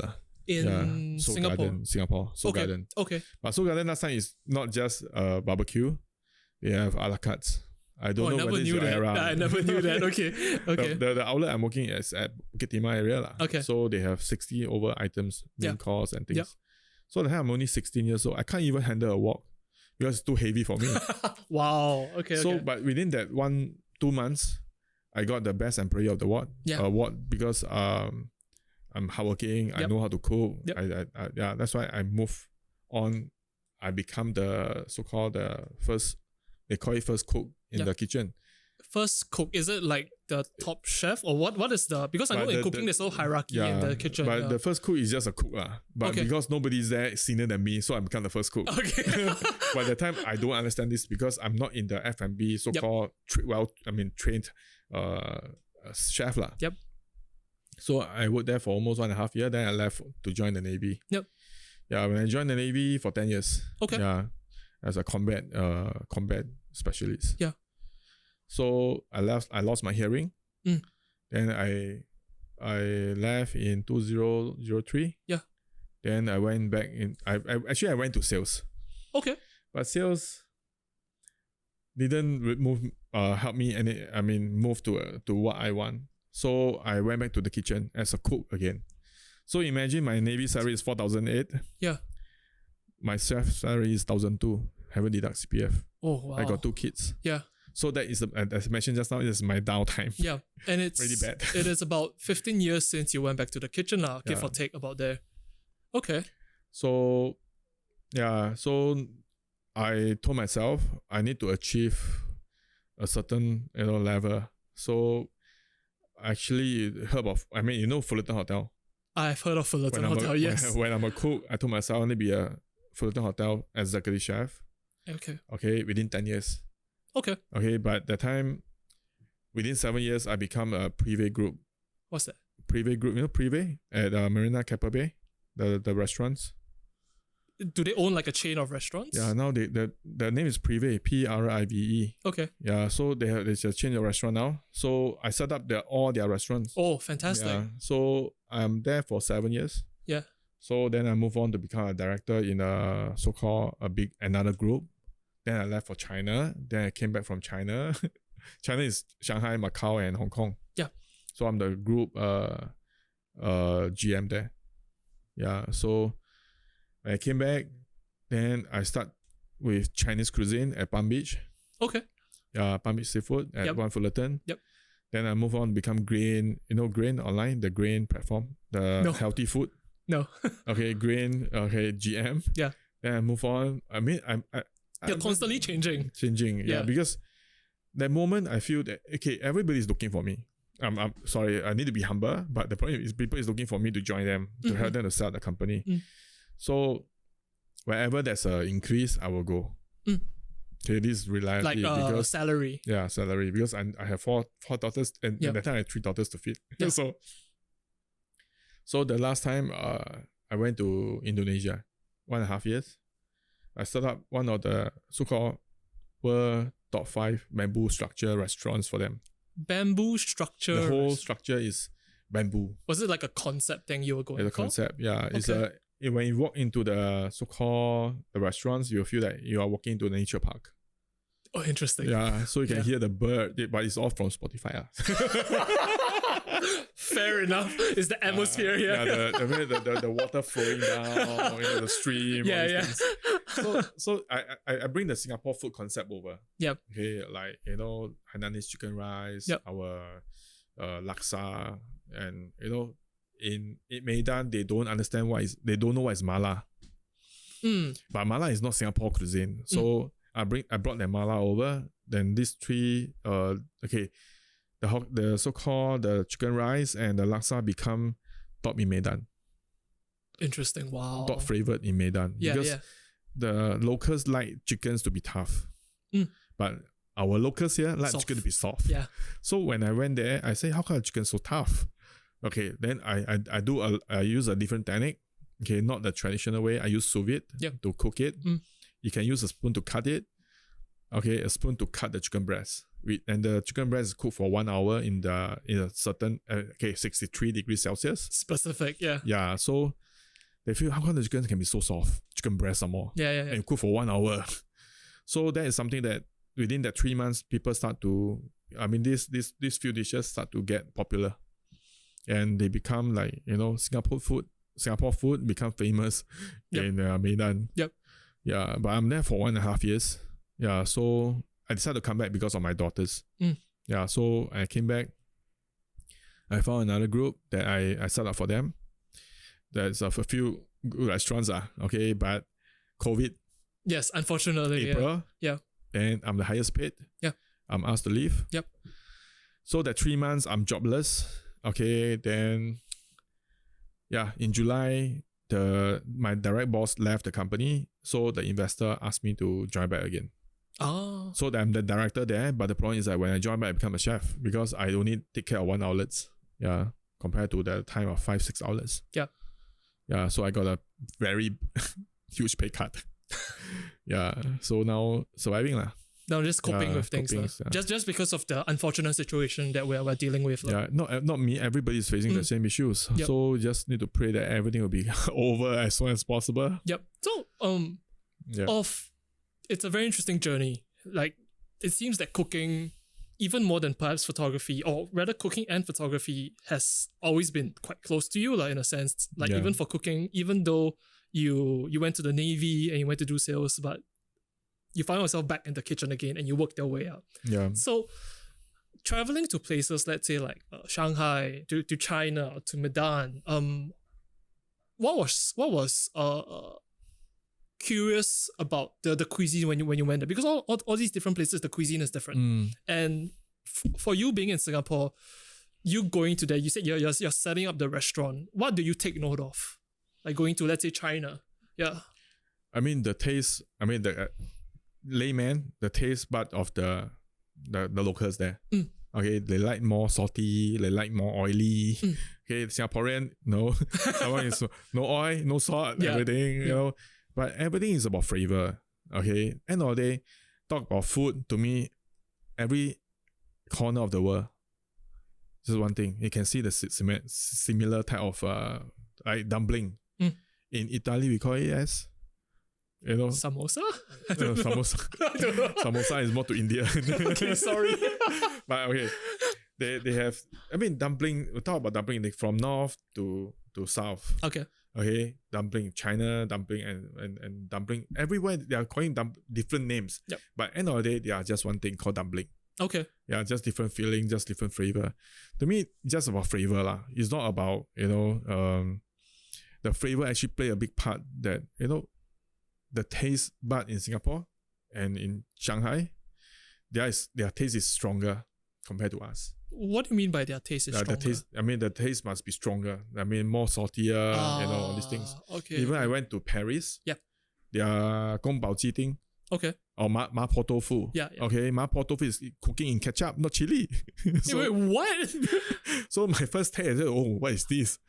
It's Ma Po Tofu in tomato sauce, not in chili sauce. So it's like pasta, saucy. It's very popular there. You look at it, it's the same as Ma Po Tofu, but the problem is like, it don't suit the Asian taste, but it suit the European taste. Okay. So you must be, I guess, as a chef, you cannot be so hard fixed on what you want to do. You must also be a bit flexible. You need to be very flexible, not a bit flexible. It's very flexible because no matter what type of cuisine you are a chef, you need to know. To me, don't need to know 100%. Like a European coming to Singapore, I cook local cuisine, or a Japanese cooking Southeast Asian cuisine. So end of the day, it's just how are we going to fight someone who's, okay, for example, a European chef. He eat the food from when he's born. Yep. To he grown up become a chef. Yep. we are not in that culture. Yes. So we don't know what type of the taste the profile. ingrained taste really lah. Yes. Yeah. So for us in Singapore, when I do European food, what I say is, okay, it suit the local taste. Okay, if you talk about Michelin star in Europe, I went there. I went to quite a lot of Michelin star restaurants just to taste the food. But at the end of the day, I feel that this one don't suit me though. But how come they are so popular? How come they got Michelin star? Yep. Because the contact is not Asian. Yep. The contact is local. I mean, they are European countries. Yep. So, but when they came to Singapore, like Gordon Ramsay, Yep. a very good example. Yep. He do what? Chicken rice. He do the competition, all these things. But at the end of the day, this is, to them, is something new to explore. Yeah? Explore. I don't need to cook something that is to challenge you to be better than you. But when he explore already, he bring this recipe back to Europe. The popularity is there already. Yeah, it's a hit. No matter how bad is it, over there will tell you good because they don't understand the taste profile in Asia. Yeah, same to Singapore. But Singapore is very, so-called in this F&B, everybody's so particular with the taste. But with taste being so subjective, how do you translate? Flavor. Taste is very subjective. Oh, taste and flavor is two different things. To me, as a Fair chef, enough. is two different things. Could you describe what is the taste, difference? you can say that salt, you are too salty, taste too salty. But I can say, no, it's not salty, it's umami. Or Japanese use the umami, okay? It's flavorful, not salty. But a lot of people don't understand this. Because we don't have the vocabulary to say it. Yeah, because we at least for me, speaking from my experience, I only know food. I eat it, I cook a little bit. I do not experiment with it. I'm not constantly thinking about it. The only time I encounter with food is what to eat. But I guess for you it's because you have to go that extra journey, how to prepare for people to consume. I think that's a very different interaction with it. Yeah, and so the combinations of the ingredients. Yeah. Okay, you cannot, you can see now there are a lot of like chicken go with pasta, okay. Correct? Chicken go with noodle, okay. Correct? How about chicken go with something that is not but chicken is very general lah. So it can go well with a lot of things. Of things. Yep. But certain things that cannot go well with certain things. You cannot put a beef with a fish on top lah. A salmon on top. You still can eat, but look at the combinations. To me, for me myself, I will not do type of so-called combinations. Yeah. Okay, because beef, we have herbs for beef, spice for beef, and fish, we have more different type of very specific type of flavor profile with regards to and when you combine both of them together, it's a bit awkward. I say, what's that? Yeah. But recently I found something, okay. I don't know, it's me. Okay, I found that people mention oily fish don't go with cream sauce. Okay. Buttery sauce, all these things. Like carbonara? Because the fish is oily, like cod fish, salmon is oily fish. So you become very gelat, right? Yeah. But when I prepare this dish, cod fish with garlic cream sauce and a pasta on the side, it's the hit in my restaurant. Interesting. They love the sauce with the combinations of the fish and the pasta. Yeah. So that is my best seller now lah. So what's the what was the difference then? You said the cream sauce is very gelat, but if you prepare with like a garlic, is it the garlic? The garlic actually play a part. Yes, to enhance the flavor, and then some more the meat, the piece of fish, I put into the grill. Yeah. To get the smokiness, with the combinations of the pasta and the sauce, actually it blend in very well. Yeah. Was it like a very like revelatory moment when you figure this out? It's like, whoa. No. Actually, every day we are trying something new. That's why recently there's the View came to shoot us to shoot my restaurants and me and my team. Yep. During Chinese New Year. Yeah. Yeah, we actually thought about, we are a team to work together for so many years. Yep. We are actually exploring R&D, also call many different dishes that we want to serve to the public lah. So we actually constantly doing different type of R&D. Yeah. So you asked me whether, that's not the question is, will you feel, wow, I got a new dish that, no, actually, every day we are achieving something. So every day we are so happening lah, so called. Yeah. Yeah. But just for now that COVID is bringing us to nowhere. Yep.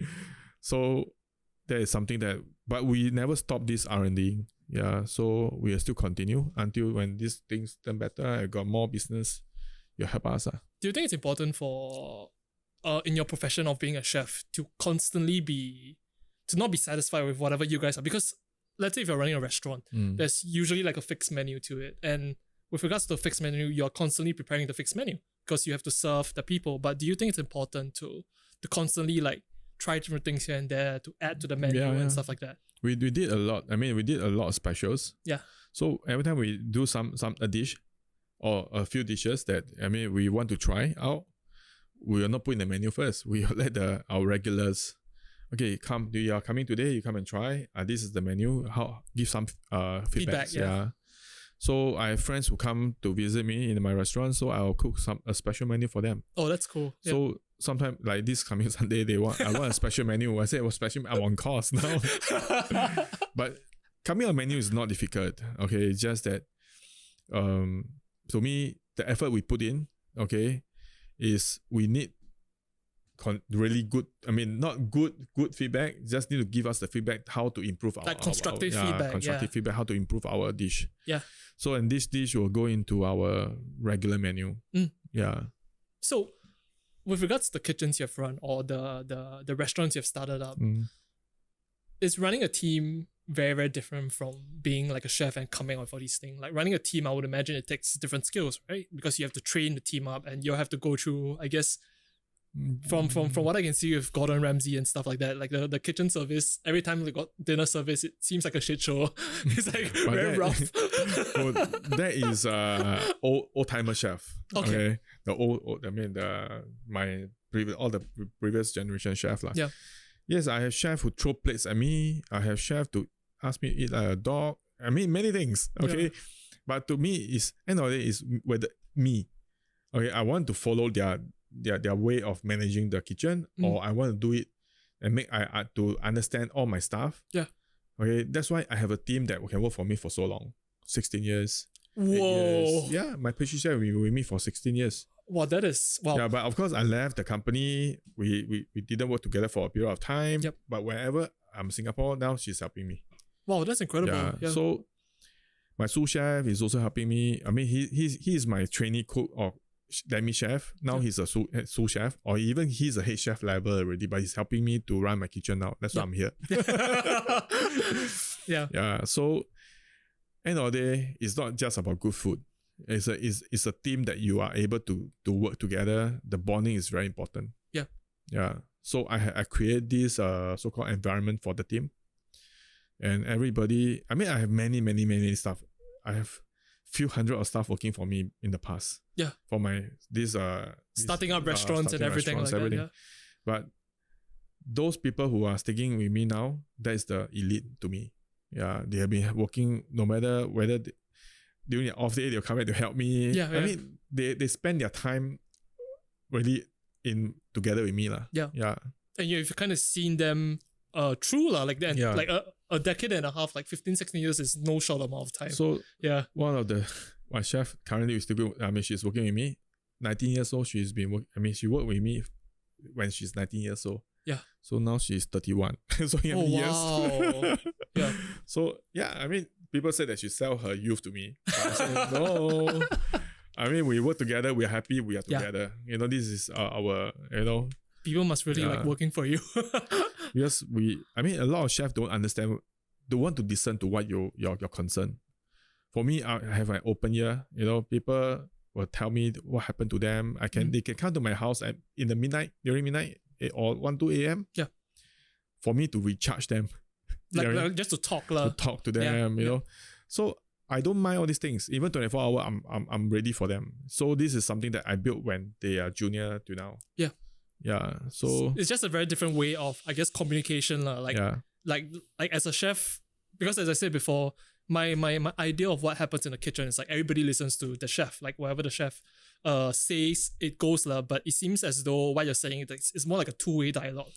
Two-way dialogue, I don't put myself as a chef or their chef as a chef. We work together as a friend. But of course, come to disciplinary thing, then we need to. I'm your chef. You better. But in the so-called in a busy night, during the busy night, we don't look at our ranks. Okay, we will work together.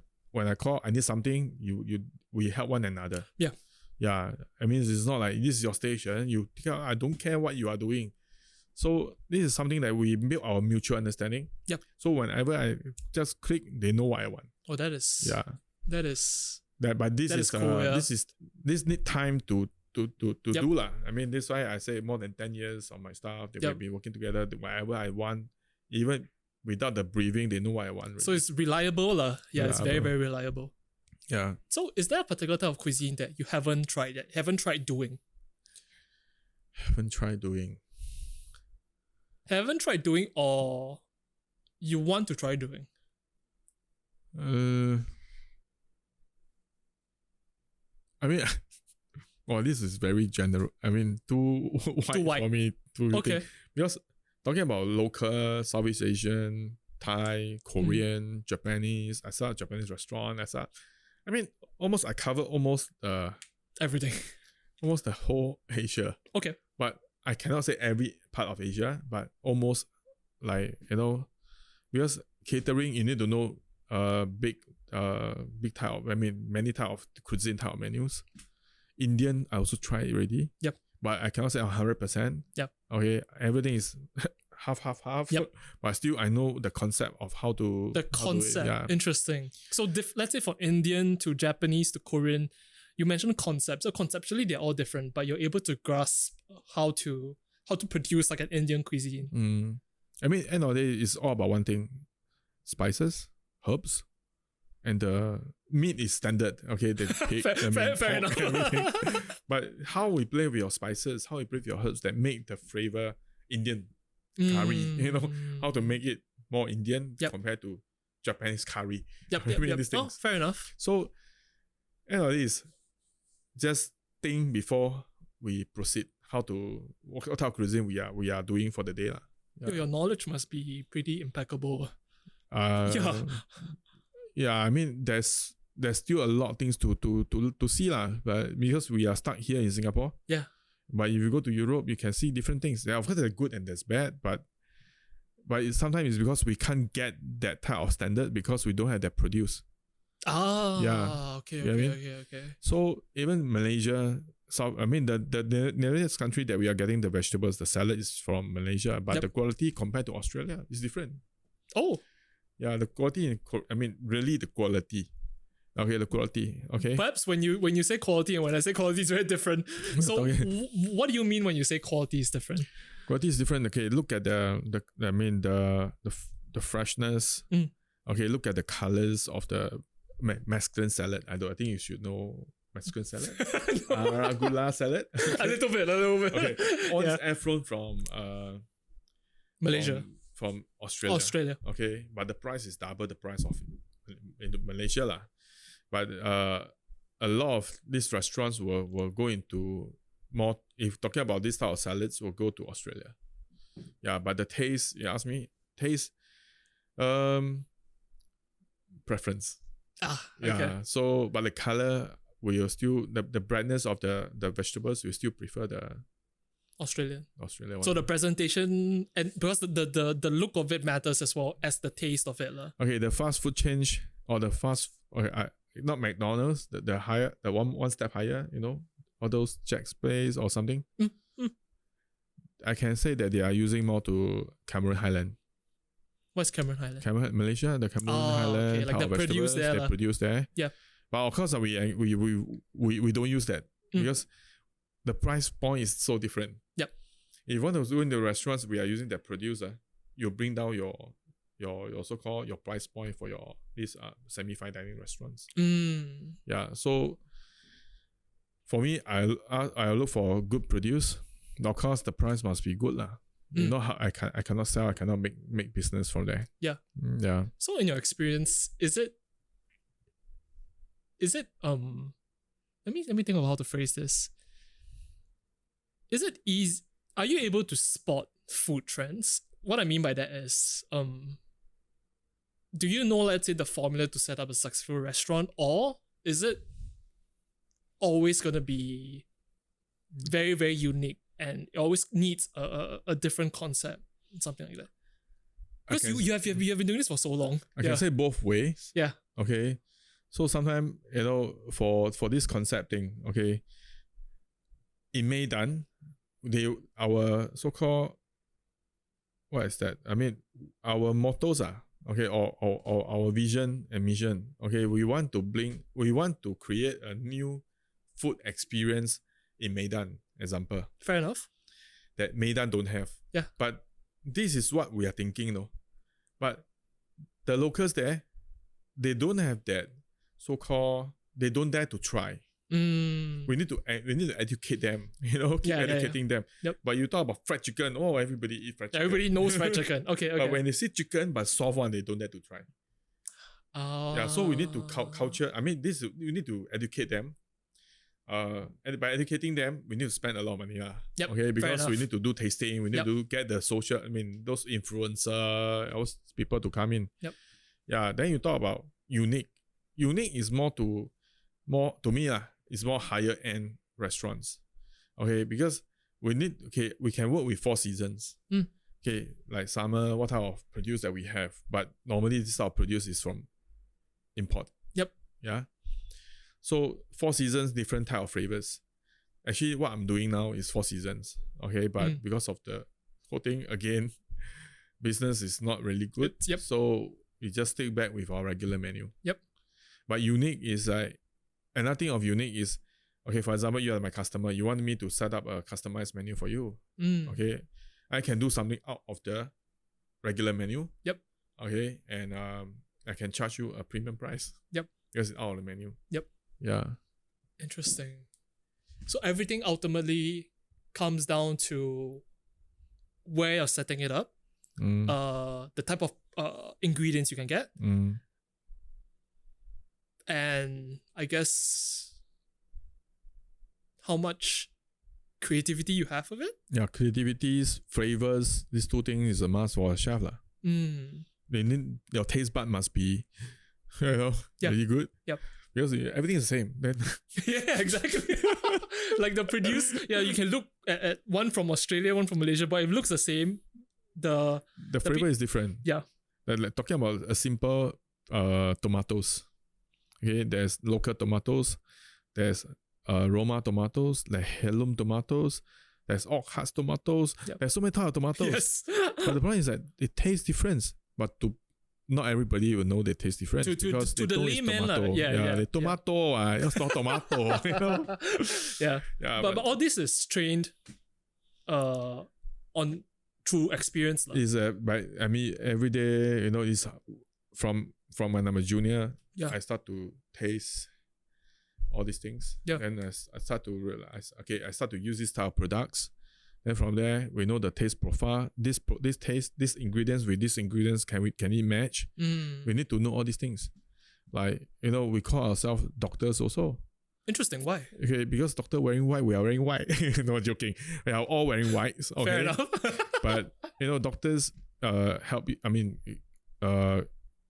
So-called, when you are sick, you see a doctors. Yep. But when your stomach not hungry, you also look for us. That's a good point. We do stitching. Yeah, stitching of the chicken. The doctor do stitching on human. so okay, this is how we you think of the profession. Yeah, because we tell ourselves, okay, a lot of people feel that in the past, people feel that chef is just a cook. Like means to an end. Yeah. I mean, they are not educated. They are what. There's so many negative about chef. So, but Singapore, I mean, really good. They set up a few culinary school like Sunrise. Yep. I mean, some polytechnics, they have culinary class, course, all these things. So, but these people is this generation people. Okay, they feel that, I got a diploma, I will climb faster than anybody else. Okay. But I ask them, without experience, where you want to go? Yes, paper is just a piece of paper. Yep. Okay, you cannot use this paper and tell me you want to be a chef de partie, a supervisor level, because you don't have that experience that what a chef de partie should have. Yep.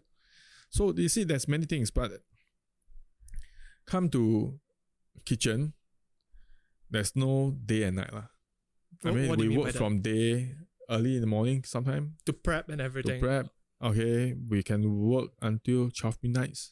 Because you have to clean up. Yeah, to clean up. Not like now we have stewarding, we have everything to help you to clean up everything. Yeah, this is the past. So this is how I start with a dishwasher also. As a part-time dishwasher, the owner saw me, he want to try because hardworking, need to really chiong. You know? Yep. So I start with the dishwasher, then I become a cook, then I become a demi-chef, then I climb in a very short span of time. Yeah. It's interesting you mentioned the education one, because it seems like being a chef, specifically like this particular profession, however the different types of chef, it feels like one of those professions that you really, really need to experience. You can learn about it through a course and a diploma and whatever, but ultimately it's one of those professions that you need to experience. Whether you can, because it's a very different kind of profession as compared to, let's say, a doctor or an accountant.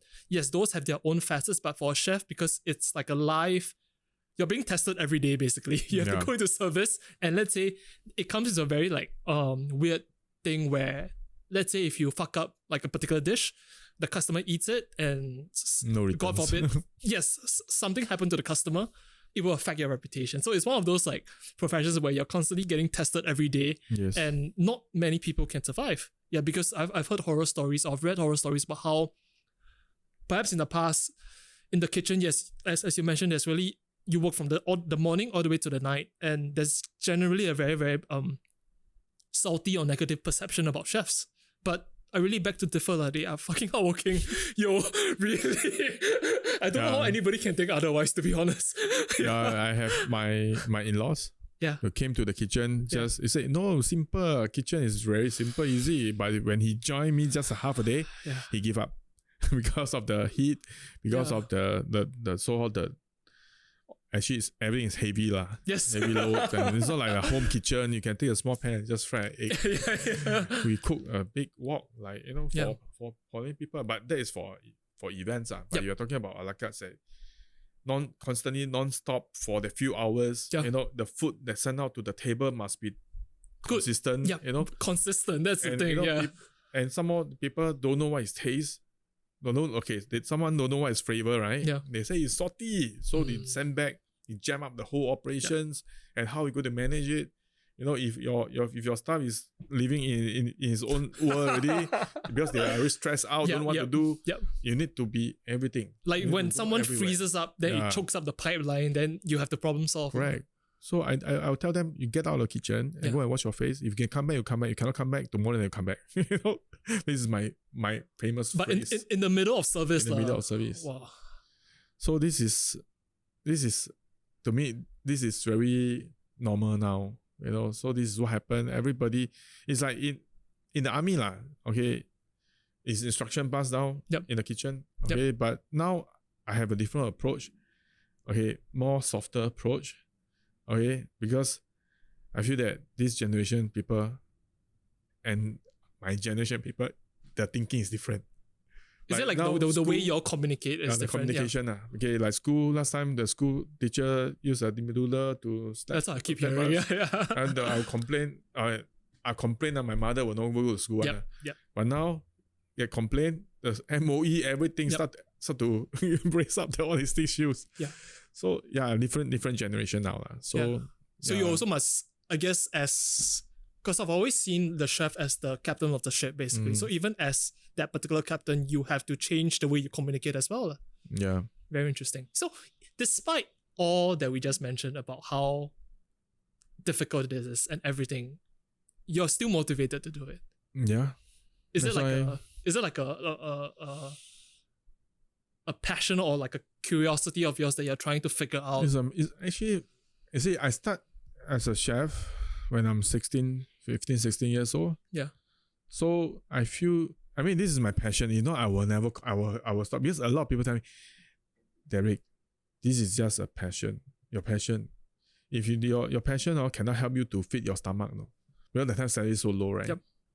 I think you better find another job that you can go and make money with. But if I don't stick with it, I don't have today. You know what I mean? Fair enough. Yeah. And the person who is telling me is my pastry chef who is working with me for 16 years. the time she's a pastry chef. Yeah. And I'm just a cook. Yeah. So today I'm a so-called a director of the operations.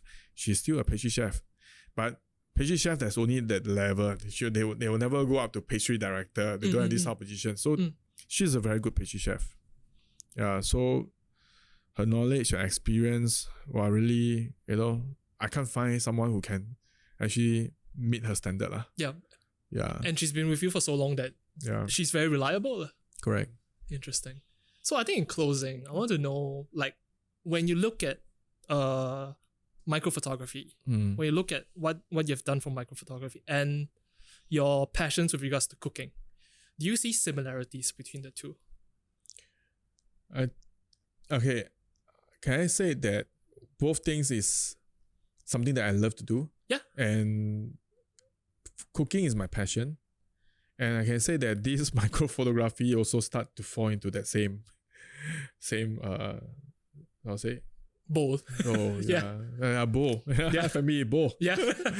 So it's starting to become a passion of yours as well. Right. I mean, so what changed? Because initially you say it was a hobby. So why is it making like a transition towards being your passion? You see, when I mean, the more the more I step out to the field. Yeah. Okay. The more I want to go. Okay. And sometimes if this week I'm so busy, actually this week because I'm on 2 days, every week I'm on 2 days diploma course. Yeah. By the WSQ. Yep. And Friday is normally my leave day. Yep. Okay, because Friday I normally go out with my kakis. Yep. But now I cannot go, no. I feel so uneasy. Yeah, but correct. I mean I really feel that without micro, okay, I don't know what's my life, man. Interesting. I got this feeling. Yeah. Okay, but because I'm a Christian, I cannot put that term. Okay. Because become addicted. Addicted is a sin. Fair enough. Okay. Yeah. So this is something that so without this to balance my life. Yeah. So you're saying, or what I'm hearing is that without microphotography, there is a little bit of a void, basically, or imbalance. Yeah. There's an imbalance. Yes. Interesting. Very, very interesting. But yeah, a lot of people telling me that you are so hardcore on all these things. Hardcore. I said, wow. Are you do you think you're very hardcore with regards to it? To me, when I step out to the field, I see many things that I feel a lot peaceful than working in the kitchen. So, yeah, you were saying before, it's totally different, right? So because they are not in my shoe, so they don't understand that feeling. Okay. Because there's a very, very strong contrast. Yes. Yeah, okay. So when I step there, no matter, I can perspire and whole body wet. Even my underwear also wet. I don't care. No, I just keep shooting. My eyes just all wet. Even raining. I also inside there and shoot. So people say you siao, hardcore, you. But I say no, I'm not siao. It's like you don't understand me. This is what I say. If you don't understand me, if you want to try to understand me, you follow me. This is what I said to them. Follow you to the kitchen and back out to the kitchen. jungle. I don't think they will want. But going to the field, I think if you want to take this challenge, you come with me and I tell you, okay, can we talk about church? Of course. Three things. Okay. I told those pre-believers, because for the past 11 years as a Christian, I brought about 40, 50 people to church to become a Christians. Yeah. So I believe this is a gift from God that gives to me that I can disciple people to bring them to church. Yep. So when I say this, I ask you, if you are now a Christian, I bring you to church 3 times. Okay. If you want to come, after that, you come. If you don't want to come, we don't talk about it anymore. Fair enough, yeah. So most of the time, 2 times only, this or my friends or this pre-believer will start to, feel what happened to himself. A lot of dark areas that he don't know. Yep. And he start to, repent himself. Yep. Then the 3rd visit to the church, he become a Christian. So he will convert, Yeah, so this is something that, you just follow me for 3 times or for the micro photography. If you don't like, then you don't like. It's okay. But you don't just come and, it's very easy to say, because you don't know something, but to actually go through an experience is don't just different. go through the flow and just go there, okay, bye-bye. Yeah. Then that is, you just give your heart, open your heart to what you are doing. Yep.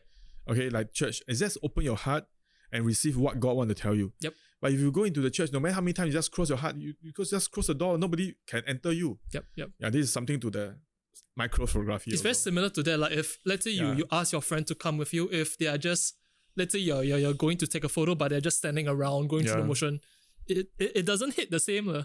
Yeah, I mean I can because there's a few of them already. Yeah. Okay. People come, people go. Like this is how I tell myself. Yep. Okay.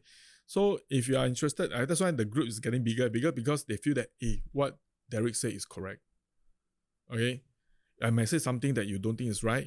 Okay, maybe 1 month, 2 months later, maybe years later, you feel that what you are saying, that logic, I feel that it's correct. So this happens to all my staff. Okay, that's why they have been with me for so long. That's cool, yeah. Yeah, so I told them, just join me for 3 times. If you don't like, it's okay. Yeah, I can lend you my camera, you just go and take. But that's why I can see people start coming. Yeah. I think, and one last question before we close is, have you always held this particular mindset, or did something change along the way? This mindset has been following me for many years. Okay. From day one, I stepped into, I think Navy helped me a lot. Navy. What aspects about the Navy helped you? Okay, my mindset, whatever are things I want to do, I will go all the way out, all the way out to go and make it, to accomplish the whole thing. Yeah. I'm a so-called high flyer in the Navy, but because of my injury, that's why I'm out of the force. Yep. Yeah, that is something that what I train in the Navy. When I come to the restaurants, people say, "Why this chef so regimented?" One, while you like talk to us like you, So there's one day my boss came to me. Yeah. He asked me to fansing. What is fansing? Fansing is to go and refract yourself. Okay. Self-refract yourself. Yep. How come your staff say that work with you they are so stressed and they see your face, they scared? The time I'm so pissed off, really. The time I haven't really have this group of people yet. Yep. I really pissed off because I'm doing my part. Okay, if you go out for smoking break, half an hour and never see you, I don't have the right to go and ask you to come back. It's a bit much. My face is like, it's like, cucumber lah. Okay. but the issue is, so people complain about me, and then my boss asked me to do self-reflection, and I think back, okay, why every day I need to come with a face that so crumble? And why every day I need to let my staff feel that I'm fucked up and my face already make them so uneasy? Yep. So it took me about a month or two, okay, to change myself totally. Really. People say character cannot change. I don't believe. The way I present to them is I look at them, I talk to them, I smile at them, I joke with them. People start to call me xiao. You know what I mean? Interesting. People call me mad because I don't have this type of this type of way to manage them. But suddenly, what they do, I follow, I join. We do together. Yeah. You know what I mean? So people call me xiao, but at the end of the day, I still stick with what I believe that will help me to change the team. Yeah. So this team gone. I have a new team, current team that's been following for so many years. So I use the same method, same mindset to bring these people together with me. So today, don't talk about chef, I talk about micro, the same concept. Yep. But we are all friends. They are not my staff, but I use similar philosophy to go and manage this group. Yeah. This group is not mine, although I'm the one who set up. But it's everybody, not mine. Because it's about learning as well. Being open to learn from perhaps newcomers coming to the group. Perhaps they have a different perspective that you've never had before. So it's about learning from them as well as they learn from you. Correct. Very, very interesting. Okay. In closing, where can people find your works? Could you share your Instagram handles, or do you have a website? Please share all these. Yeah. Okay. For my Instagram, it'll be the species.sg. You need to spell it out. Species as it SPECIES.sg. Yep. But this is not a website. This is just my Instagram handle. IG. Yeah. So another group will be on the Facebook called microkakis.sg. As Facebook. It is spelled like that. Okay. Yeah. So this is 2 of the Facebook. These 2 is the micro groups. Yep. Food photography, no. Okay. Because I love to cook, I love to eat, but I don't love to take food photo. Okay. That's very interesting. But I mean, there's a lot of work, a lot of setup, a lot of props to get involved. I mean, there's going to be the whole day type of. So normally we engage someone to come and take. Yeah. It's more of a pain, basically. Yeah. So with regards to species.sg and microkakis, if I'm not wrong, if a listener is interested, they can just DM you or DM approach you on Facebook. Can. But remember now is the COVID situation is phase 2. Yep. So I'm capping at 5. Yep. But used to be 8. Okay. So now I also need to cut some of my members to go for unfortunately, the trips, But they say, oh, we have 2 groups. No. Even to go to a restaurant, you cannot even a family of 6. You cannot like 3. You cannot. Huh? Cannot. This is a law in Singapore yikes. Now. So now I have 4 daughters, plus my wife and myself 6. Yeah. So we cannot even eat out. So I rather buy home to eat. Yeah. Because we cannot eat out. Oh dear. Yeah. So this is good that the government is controlling all these things to cope with this COVID the spread situation. Yeah. So I just want to say everybody be safe and take care of one another, especially your family. Yep. Yeah. All right. This has been a fantastic conversation. Thank you, Derek. No problem. Thank you. Thanks for listening. We hope you enjoyed the episode and feel inspired. If you enjoyed what you heard thus far, do give us a follow on Instagram. And don't forget to share and subscribe. Stay tuned for the next episode.